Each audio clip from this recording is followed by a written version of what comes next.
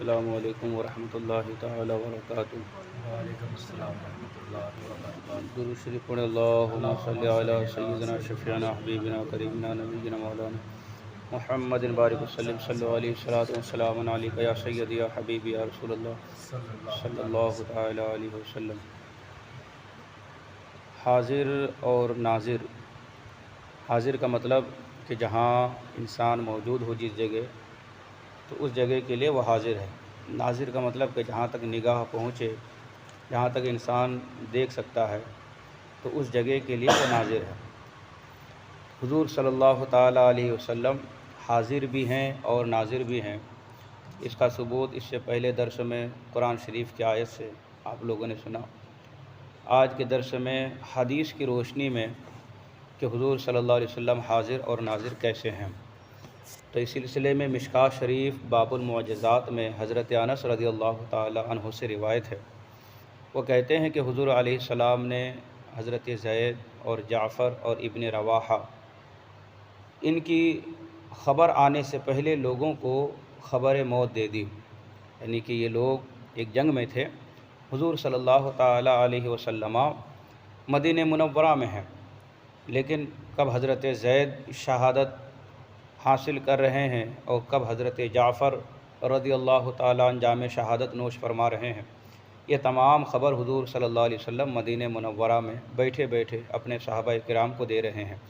فرمایا کہ اب جھنڈا زید نے لے لیا اور وہ شہید ہو گئے، یہاں تک کہ جھنڈا اللہ کی تلوار یعنی حضرت خالد ابن ولید نے لیا، یہاں تک کہ اللہ تعالیٰ نے حضرت خالد ابن ولید کو فتح دے دی۔ اس سے معلوم ہوا کہ بیر معونہ جو مدینہ منورہ سے بہت ہی دور ہے، وہاں جو کچھ ہو رہا ہے اس کو حضور صلی اللہ علیہ وسلم نے مدینہ سے دیکھ لیا، اور حضور مدینہ طیبہ میں رہ کر ہی وہ تمام منظر دیکھ رہے تھے۔ تو مطلب کیا کہ اس جنگ میں حضور صلی اللہ علیہ وسلم حاضر تھے اور ناظر بھی تھے، جبھی تو حضور صلی اللہ علیہ وسلم مدینہ طیبہ میں بیٹھ کر وہاں کی خبر دے رہے تھے۔ یہی نہیں بلکہ اس جنگ کو فتح کرنے کے بعد جب وہاں سے حضرت خالد ابن ولید نے ایک صحابی کو بھیجا کہ جاؤ اور حضور کو جا کر خوشخبری سناؤ کہ مسلمانوں نے اس جنگ کو جیت لیا، مسلمانوں نے کامیابی حاصل کر لی۔ جب وہ صحابی حضور کے سامنے آئے تو حضور صلی اللہ علیہ وسلم سے انہوں نے کہا کہ یا رسول اللہ، آپ نے جو بھیجا تھا ہم لوگوں کو، تو اتنے لوگوں کی شہادت کے بعد جو ہے بالآخر ہم نے جنگ جیت لی۔ تو حضور صلی اللہ علیہ وسلم نے فرمایا کہ کیا جنگ کا نقشہ تم بیان کرو گے یا میں بیان کروں؟ حضور مدینہ منورہ میں بیٹھے ہیں لیکن کہہ رہے ہیں کہ تم بیان کرو گے یا میں بیان کروں؟ تو قربان جائیے صحابی کا بھی عقیدہ کیا تھا۔ صحابی کہتے ہیں یا رسول اللہ صلی اللہ علیہ وسلم، بے شک میں جنگ کے میدان میں موجود تھا، لیکن یا رسول اللہ وہاں کیا ہوا وہ میں آپ ہی سے سننا چاہتا ہوں، اس لیے کہ میری آنکھوں میں ہو سکتا ہے کہ کچھ غلطی ہو جائے، دیکھنے میں میری آنکھیں خطا کر جائے، لیکن یا رسول اللہ جو آپ کہیں گے وہ حقیقت ہوگی اور وہ ایک دم سچی بات ہوگی۔ تو وہ صحابی نے جو خوشخبری دینے آئے تھے، انہوں نے حضور سے کہا کہ آپ ہی بیان کیجئے، تو پھر حضور نے پورا نقشہ بیان کیا کہ وہاں کیا کیا ہوا، کتنے لوگ شہید ہوئے اور کیسے فتح حاصل ہوئی۔ جب وہ تمام چیزیں حضور نے بیان کی تو اس صحابی نے کہا یا رسول اللہ، آپ نے جو کچھ کہا ہے وہی کچھ جو ہے وہاں میدان جنگ میں ہوا تھا، آپ نے نہ اس سے کچھ کم کیا ہے نہ کچھ بڑھایا ہے، جتنا جو کچھ ہوا یا رسول اللہ سب کچھ آپ نے یہاں بیٹھے بیٹھے ہی آپ نے ان تمام چیزوں کی خبر دے دی۔ تو اس حدیث پاک سے بھی معلوم ہوتا ہے کہ حضور صلی اللہ علیہ وسلم حاضر ہیں اور ناظر ہیں۔ اچھا، صحابی کا عقیدہ اگر وہابی کی طرح ہوتا تو وہ صحابی کہتے آپ تو تھے نہیں تو پھر آپ کیسے خبر دیں گے، لیکن ان کا عقیدہ تھا کہ حضور صلی اللہ علیہ وسلم حاضر ہیں ناظر ہیں، یہاں بیٹھے بیٹھے وہ پوری دنیا کو دیکھ رہے ہیں، اسی لیے تو انہوں نے کہا یا رسول اللہ آپ ہی بیان کیجئے، اور حضور نے بیان کیا، اس صحابی نے اس کو تصدیق کی اور کہا یا رسول اللہ آپ نے سچ فرمایا۔ اسی طرح سے مشکوٰۃ شریف جلد 2 باب الکرامت میں یہ حدیث پاک ہے کہ حضور صلی اللہ علیہ وسلم فرماتے ہیں وَإِنَّ مَوْعِدَكُمُ الْحَوْضُ وَإِنِّي لَأَنظُرُ إِلَيْهِ وَأَنَا فِي مَقَامِي، یعنی کہ تمہاری ملاقات کی جگہ حوض کوثر ہے، اس کو اسی جگہ سے میں دیکھ رہا ہوں۔ حضور دنیا ہی میں رہ کر کسی کو خوشخبری دے رہے ہیں کہ تمہاری جو جگہ وہ حوض کوثر ہے، اور حوض کوثر اب بھی میری نگاہوں کے سامنے موجود ہے۔ ایسے ہی مشکوٰۃ شریف میں یہ حدیث پاک بھی ہے، حضور فرماتے ہیں اقیموا صفوفکم فانی اراکم من ورائی، حضور فرماتے ہیں اپنی صفیں سیدھی رکھو نماز کے بارے میں، کیونکہ ہم تم کو اپنے پیچھے سے بھی دیکھتے ہیں۔ ہماری اور آپ کی نظر کیا ہے کہ جو سامنے ہے اسے دیکھ سکتے ہیں، لیکن حضور صلی اللہ علیہ وسلم کی نگاہ کا یہ عالم ہے کہ پیچھے کیا ہو رہا ہے حضور اسے بھی دیکھتے ہیں۔ حضور فرماتے ہیں اپنی صفوں کو سیدھی رکھا کرو، اس لیے کہ میں جیسے سامنے دیکھتا ہوں ویسے ہی میں پیچھے بھی دیکھتا ہوں۔ صحابہ نے بھی یہاں اعتراض نہیں کیا کہ یا رسول اللہ آنکھیں سامنے ہوتی آپ سامنے دیکھیں گے، پیچھے کا کیسے دیکھیں گے؟ صحابہ نے انکار نہیں کیا بلکہ اقرار کیا، اور صحابہ کرام نے اپنی صفیں درست فرما لی۔ اسی طرح سے ترمذی شریف میں یہ حدیث پاک ہے، راوی کہتے ہیں کہ ہم حضور صلی اللہ علیہ وسلم کے ساتھ تھے کہ آپ نے اپنی نظر آسمان کی طرف اٹھائی اور فرمایا قرب قیامت کے بارے میں کہ یہ وہ وقت ہے جب کہ علم لوگوں سے چھین لیا جائے گا حتیٰ کہ اس پر بالکل قابو نہ پائیں گے۔ قرب قیامت کے بارے میں، جب قیامت قریب آئے گی، اس زمانے کے بارے میں حضور صلی اللہ علیہ وسلم نے وہاں خبر دی کہ علم لوگوں سے چھین لیا جائے گا، اور آج ہم اور آپ اپنی نگاہوں سے دیکھ رہے ہیں کہ علم کو کیسے اٹھایا جا رہا ہے، اور بڑے بڑے علماء جو اس دنیا سے رخصت ہو رہے ہیں تو آج ہمیں ان کا بدل نہیں ملتا ہے۔ جس پائے کہ وہ تھے، جتنے بڑے وہ عالم تھے اتنے بڑے آج ہمیں نہیں ملتے ہیں۔ آج دین کے نام پر دکانداریاں ہو رہی ہے، لیکن اچھے لوگوں کو آج تلاش کرنا ایک بڑا مشکل کام ہو گیا ہے۔ تو یہ حضور صلی اللہ علیہ وسلم نے ان تمام چیزوں کو اسی زمانے میں دیکھ لیا تھا اور فرما دیا تھا کہ وہ وقت ہی آئے گا کہ جب علم چھین لیا جائے گا۔ ایسا نہیں کہ اس کے سینوں سے اٹھا لیا جائے گا، بلکہ یہ کہ علماء اٹھا لیے جائیں گے۔ اب وہ جب علماء جائیں گے تو ان کی جگہ پھر اس طرح کے علماء نہیں آ پائیں گے، اور آج ہم اور آپ اپنی نگاہوں سے یہ دیکھ رہے ہیں۔ اس حدیث پاک سے بھی حضور صلی اللہ علیہ وسلم کا حاضر اور ناظر ہونا ثابت ہوتا ہے۔ اسی طرح سے مشکوٰۃ شریف ہی میں حضرت عمر رضی اللہ تعالی عنہ نے ایک لشکر کا سردار حضرت ساریہ کو بنا کر نہاون بھیجا، ایک جگہ ہے لڑائی کے لیے، جنگ کے لیے۔ عمر رضی اللہ تعالی عنہ مدینہ منورہ میں خطبہ پڑھتے ہوئے پکارنے لگے، اے ساریہ پہاڑ کو لو، یعنی پہاڑ کو مت چھوڑو۔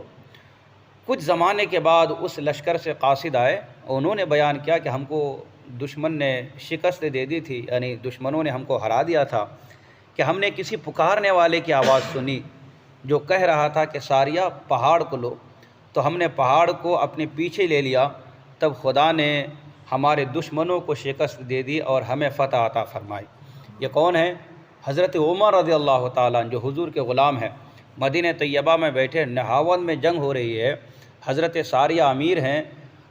حضرت عمر رضی اللہ تعالیٰ عنہ یہیں سے خطبہ دیتے دیتے بلکہ حالت خطبہ میں ارشاد فرما رہے ہیں کہ ساریہ پہاڑ کو مت چھوڑنا۔ اب حضرت ساریہ میلوں دور ہے، کئی 100 کلومیٹر دور، لیکن وہاں تک حضرت عمر کی آواز پہنچتی بھی ہے، اور ان کی آواز پر عمل کرتے ہوئے حضرت ساریہ نے جو ہے پہاڑ کو پکڑا، تو اس کی وجہ سے اللہ تبارک و تعالیٰ نے مسلمانوں کو فتح بھی عطا فرما دی۔ یہ حضرت عمر کا حال ہے، تو حضرت عمر جن کا کلمہ پڑھتے ہیں، پھر اس نبی کے علم اور ان کے حاضر اور ناظر کا پھر کیا حال ہوگا۔ اسی طرح امام اعظم ابو حنیفہ رضی اللہ تعالی عنہ نے فقہ اکبر، اور علامہ جلال الدین سیوطی نے جامع کبیر میں یہ روایت نقل کی ہے کہ ایک بار حضرت حارثہ بن نعمان سے وہ کہتے ہیں کہ ایک بار میں حضور صلی اللہ علیہ وسلم کی خدمت میں حاضر ہوا، تو سرکار نے مجھ سے سوال فرمایا کہ اے حارث، تم نے کس حال میں دن پایا ہے؟ تو حضرت حارثہ بن نعمان کہتے ہیں میں نے عرض کیا کہ سچا مومن ہو کر۔ فرمایا کہ حضور نے فرمایا کہ تمہارے ایمان کی حقیقت کیا ہے؟ تو حضرت حارثہ بن نعمان رضی اللہ تعالیٰ عنہما کہتے ہیں میں نے عرض کیا یا رسول اللہ صلی اللہ علیہ وسلم، میں گویا عرش الہی کو ظاہراً دیکھ رہا ہوں۔ اللہ کا عرش کہاں ہے؟ یہ حضور کے غلام حضرت حارثہ ہیں، وہ کہتے ہیں کہ میں عرش الہی کو دیکھ رہا ہوں، اور گویا جنتیوں کو ایک دوسرے سے جنت میں ملتے ہوئے اور دوزخیوں کو دوزخ میں شور مچاتے ہوئے دیکھتا ہوں۔ یہ حضرت حارثہ حضور کے سامنے بیان کر رہے ہیں کہ میری نگاہ کا عالم یہ ہے کہ یا رسول اللہ، میں تو جنت کو بھی دیکھ رہا ہوں، جنت میں کون کون ہے جنتی ایک دوسرے سے جو مل رہے ہیں، میں ان کے ملنے کو بھی دیکھ رہا ہوں، اور دوزخ میں جو دوزخی ہیں ان کے شور کو بھی، ہنگامے کو بھی دیکھ رہا ہوں۔ اچھا، جب یہ بات انہوں نے حضور کے سامنے رکھی تو حضور نے انکار نہیں کیا، بلکہ حضور صلی اللہ تعالیٰ علیہ وسلم نے خاموشی اختیار فرمایا اور گویا کہ ایک طرح سے ان کی بات کی تصدیق کی حضور صلی اللہ علیہ وسلم نے۔ تو فرماتے ہیں کہ جب اس آفتاب کے ذروں کی نظر کا یہ حال ہے، یعنی حضور آفتاب اور یہ حضرت حارثہ اس آفتاب کے ذرہ، آفتاب مطلب سورج، اسی سورج سے حضرت حارثہ نے فیض حاصل کیا ہے حضور ہی سے۔ ان کا یہ حال ہے کہ جنت، دوزخ، عرش، فرش، جنتی دوزخی کو اپنی آنکھوں سے دیکھتے ہیں، تو پھر اس آفتاب کونین کی نظر کا کیا پوچھنا کہ جن کے ذریعوں سے ان کے یہ علم ہوا، جن کے ذریعے سے ان کی نگاہ کا یہ عالم ہے کہ انہوں نے سب کچھ دیکھ لیا اس دنیا میں رہ کر، تو پھر حضور صلی اللہ علیہ وسلم کے علم اور حضور کی نظر اور حضور کی نگاہ کا کیا کہنا۔ تو یہ جو ہے امام اعظم ابو حنیفہ نے یہ بات نقل کی ہے۔ جو لوگ حضور کو حاضر و ناظر نہیں مانتے نا، وہ بھی کہتے ہیں کہ ہم امام اعظم ابو حنیفہ کی تقلید کرتے ہیں، وہ کہتے ہیں ہم امام اعظم کو فالو کرتے ہیں، ہم حنفی ہیں۔ اور علامہ جلال الدین سیوطی یہ بہت بڑے محدث گزرے ہیں، بہت بڑے مجدد گزرے ہیں، علامہ جلال الدین سیوطی نے بھی اس حدیث کو نقل کیا ہے۔ ان بڑے بڑے علماء کرام نے اس حدیث کو نقل کیا۔ اس کا مطلب یہ ہے کہ یہ حدیث پایہ صحت کو پہنچی ہوئی ہے۔ اب جو امام اعظم ابو حنیفہ کو اپنا پیشوا مانتے ہیں، امام اعظم ابو حنیفہ کو اپنا امام مانتے ہیں، تو ان کو چاہیے کہ امام اعظم ابو حنیفہ کی بات پر عمل کرے اور اپنی بدعقیدگی سے توبہ کرے اور عقیدہ وہی رکھے جو امام اعظم ابو حنیفہ کا ہے۔ ان کا عقیدہ کیا کہ حضور صلی اللہ علیہ وسلم حاضر بھی ہیں اور حضور صلی اللہ علیہ وسلم ناظر بھی ہیں۔ یہ باتیں تھیں حدیث کی روشنی میں۔ اب دیکھیے بڑے بڑے علماء کرام، فقہا اس امت کے، ان کا کیا کہنا ہے اس عقیدے میں۔ تو حضرت شیخ عبدالحق محدث دہلوی رضی اللہ تعالی عنہ بہت پائے کے بزرگ ہیں، یہ لکھتے ہیں فتوح الغیب میں کہ انبیاء علیہم السلام دنیاوی حقیقی زندگی سے زندہ، اور اچھا یہ فارسی کی عبارت ہے، اس کا ترجمہ میں پڑھتا ہوں۔ وہ فرماتے ہیں حضرت شیخ عبدالحق محدث دہلوی رحمۃ اللہ تعالی علیہ کہ اولیاء اللہ ایک آن میں، یعنی کہ تھوڑے سے وقت میں چند جگہ ہو سکتے ہیں، اور ان کے بیک وقت چند اجسام بھی ہو سکتے ہیں، ایک ہی وقت میں ان کی کئی جسمیں بھی ہو سکتی ہے۔ اور شفا شریف میں یہ ہے کہ انہوں نے لکھا، علامہ قاضی عیاض رحمۃ اللہ تعالی علیہ وہ فرماتے ہیں کہ جب گھر میں کوئی نہ ہو تو تم کہو اے نبی آپ پر سلام ہو،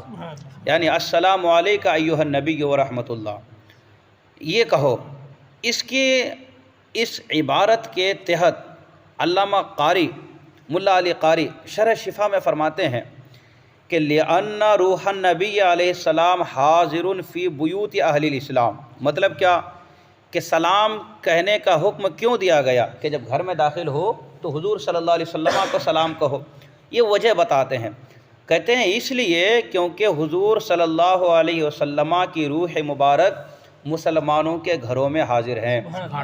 جب حضور کی روح مبارک مسلمانوں کے گھروں میں حاضر ہیں تو اس لیے حضور کو سلام کہنے کا حکم دیا گیا اور کہا کہ جب گھروں میں داخل ہو تو حضور کو سلام کہہ لیا کرو۔ یہ اپنے زمانے کے بہت بڑے عالم ہیں علامہ ملا علی قاری، مشکات کی شرح ہے اور بہت سی کتابیں انہوں نے لکھی ہے، مسلم امام ہے یہ۔ اسی طرح علامہ قاضی عیاض بھی۔ اب شیخ عبدالحق محدث دہلوی رحمۃ اللہ تعالی علیہ آپ فرماتے ہیں کہ شیخ عبدالحق محدث دہلوی مدارج النبوہ میں فرماتے ہیں کہ حضور علیہ السلام کو یاد کرو اور درود بھیجو، اور حالت ذکر میں ایسے رہو کہ حضور حالت حیات میں تمہارے سامنے ہیں اور تم ان کو دیکھتے ہو۔ ادب اور اجلال اور تعظیم اور حیا سے رہو،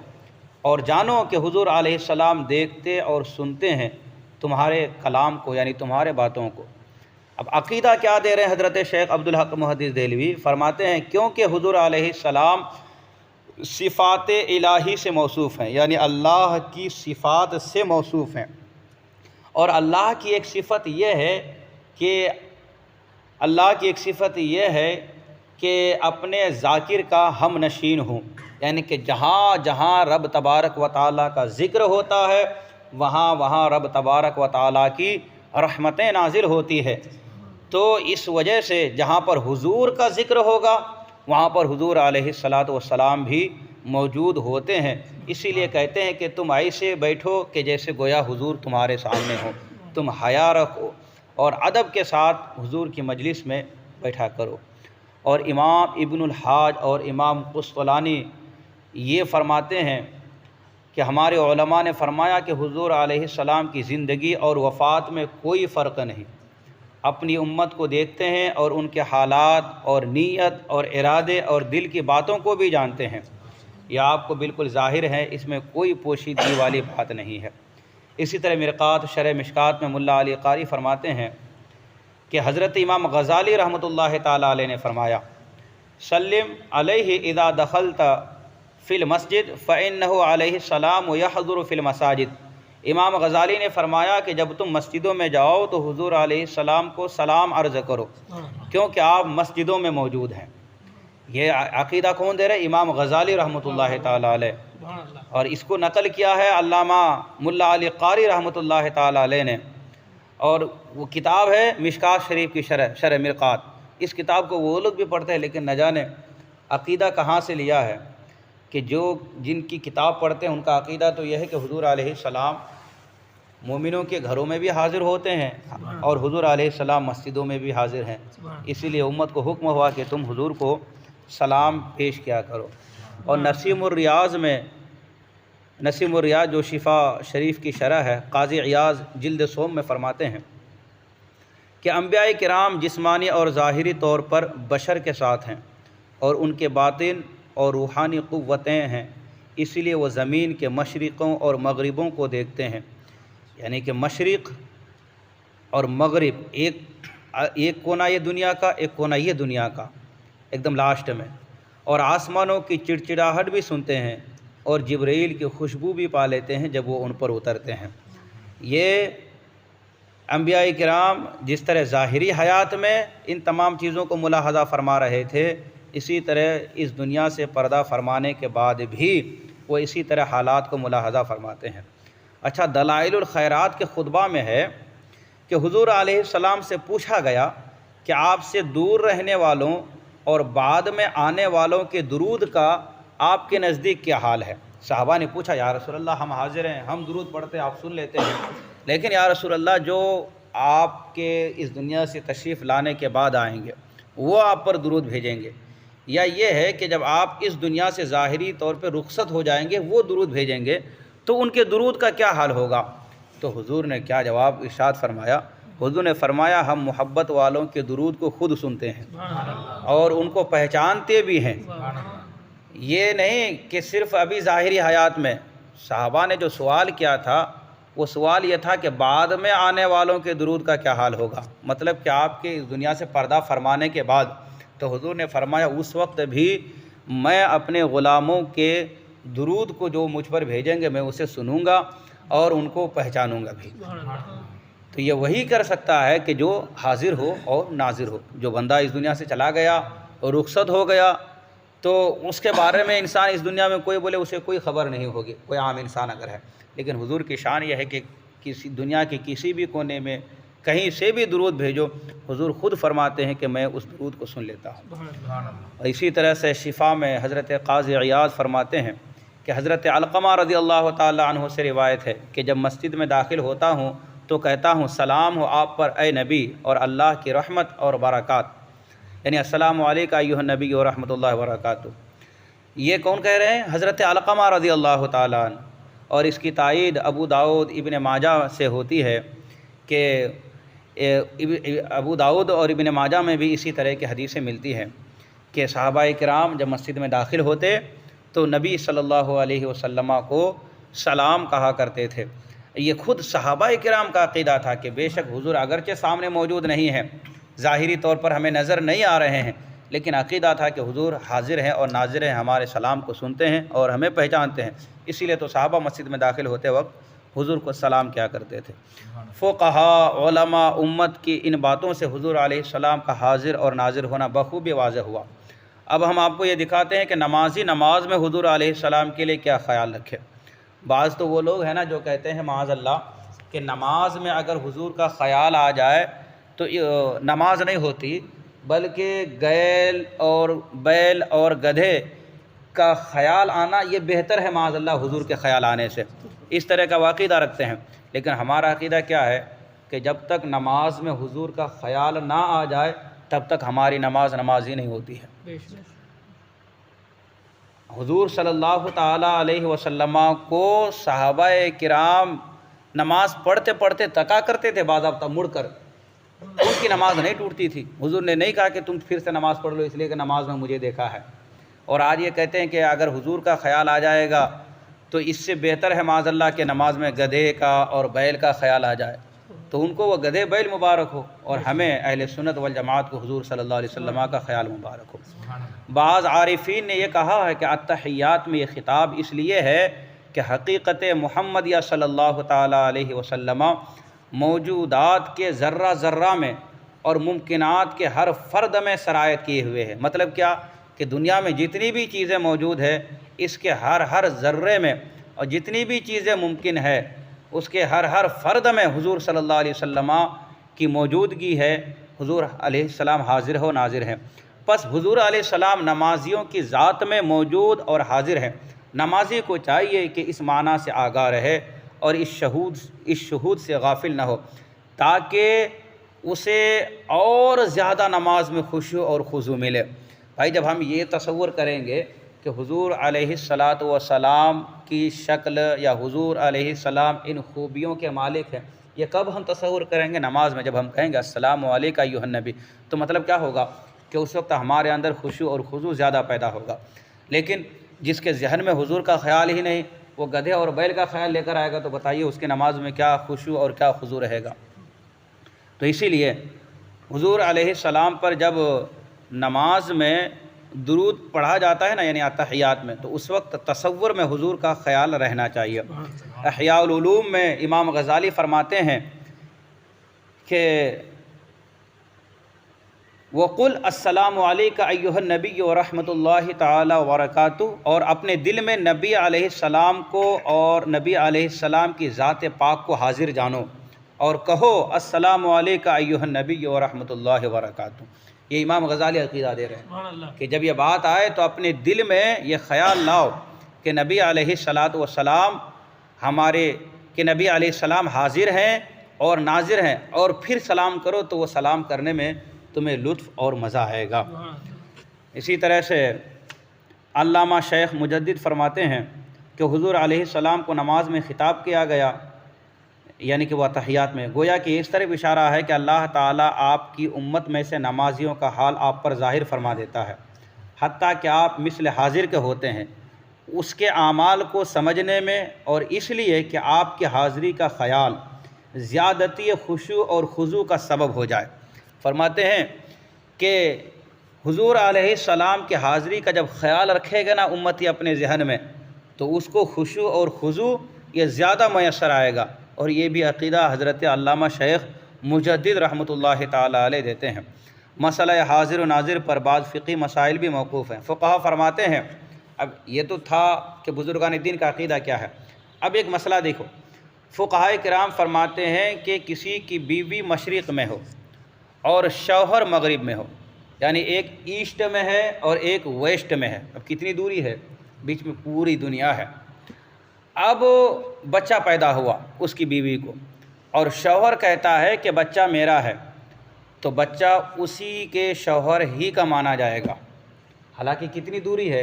اتنی دوری پر اس کا شوہر اس کی اپنی بیوی سے کیسے ملنے آیا ہوگا؟ عادتاً یہ ممکن نہیں ہے کہ ایک کونے میں ہے دنیا کے، بیوی ایک کونے میں ہے تو شوہر دنیا کے دوسرے کونے میں ہے، اتنی دوری پر ہے۔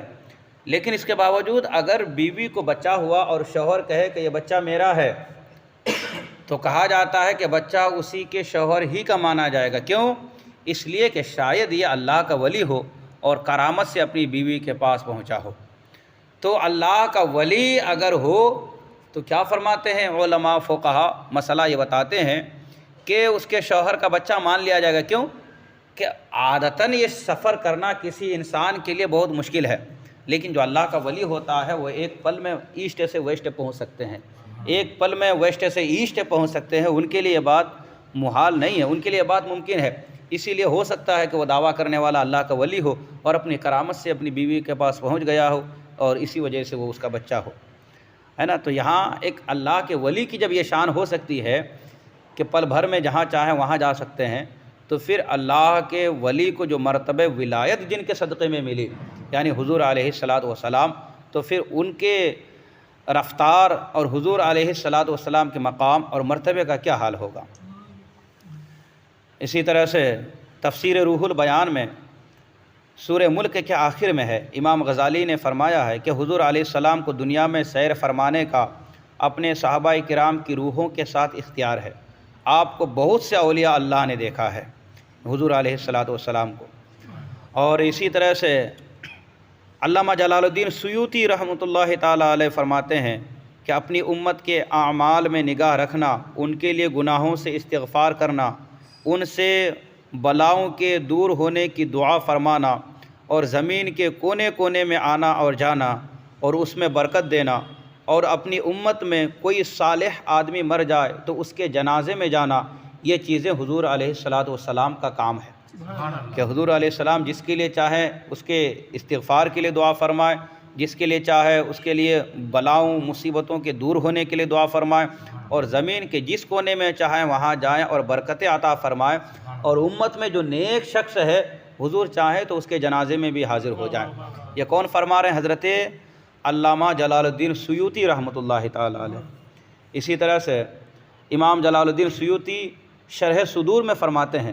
اگر لوگ یہ عقیدہ رکھیں کہ حضور علیہ السلام کی روح اور آپ کی مثال مولود شریف پڑھتے ہیں اور ختم رمضان اور نعت خوانی کرتے وقت آتی ہے تو جائز ہے، یعنی کہ یہ عقیدہ رکھنا چاہیے لوگوں کو کہ جہاں بھی میلاد کی محفل ہوتی ہے حضور علیہ السلام وہاں حاضر ہوتے ہیں۔ اور مولوی عبدالحی یہ فرماتے ہیں کہ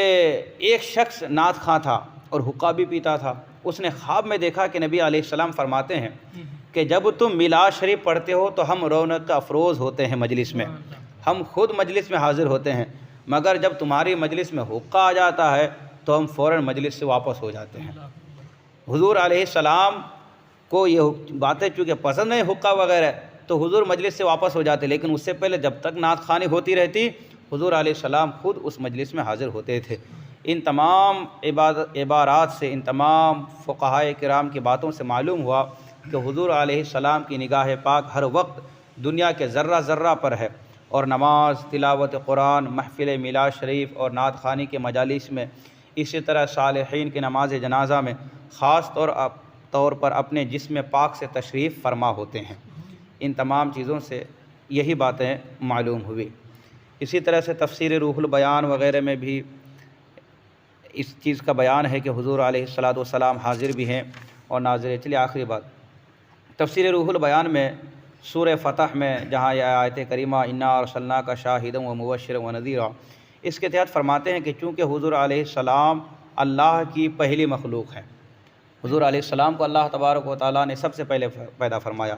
اس لیے اس کی وحدانیت کے گواہ ہیں حضور علیہ السلام۔ اللہ ایک ہے، اس کی وحدانیت کے حضور علیہ السلام گواہ ہیں، اور ان چیزوں کو مشاہدہ کرنے والے ہیں جو عدم سے وجود میں آئے، یعنی جو چیزیں نہیں تھیں بعد میں آئے، حضور نے ان چیزوں کو بھی دیکھ لیا تھا۔ اسی طرح ارواح، نفوس یعنی نفس، جسم، نباتات، حیوانات، فرشتے، انسان وغیرہ، ان تمام چیزوں کو حضور علیہ الصلاۃ والسلام نے دیکھا تاکہ آپ پر رب کے وہ اسرار اور عجائب پوشیدہ نہ رہیں جو کسی مخلوق کے لیے ممکن ہے۔ اسی جگہ کچھ آگے چل کر فرماتے ہیں کہ حضور علیہ الصلاۃ والسلام نے حضرت آدم کا پیدا ہونا،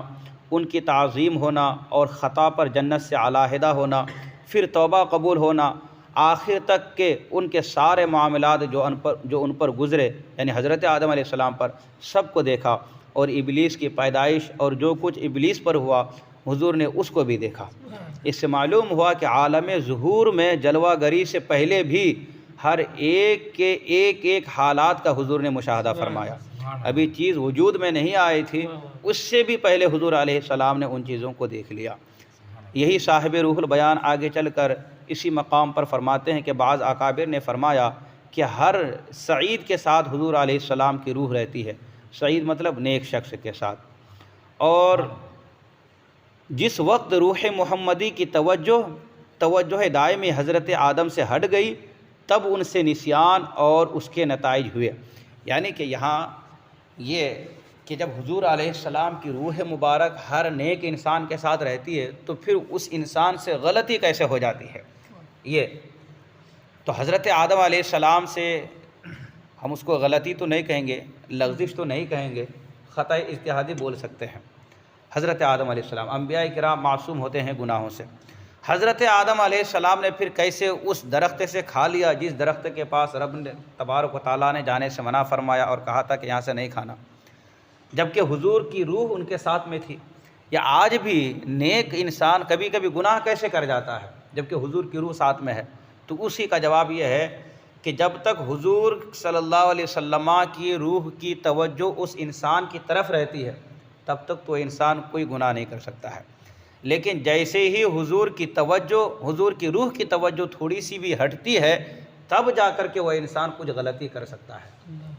ایک حدیث میں ہے کہ جب زانی زنا کرتا ہے تو اس سے ایمان نکل جاتا ہے۔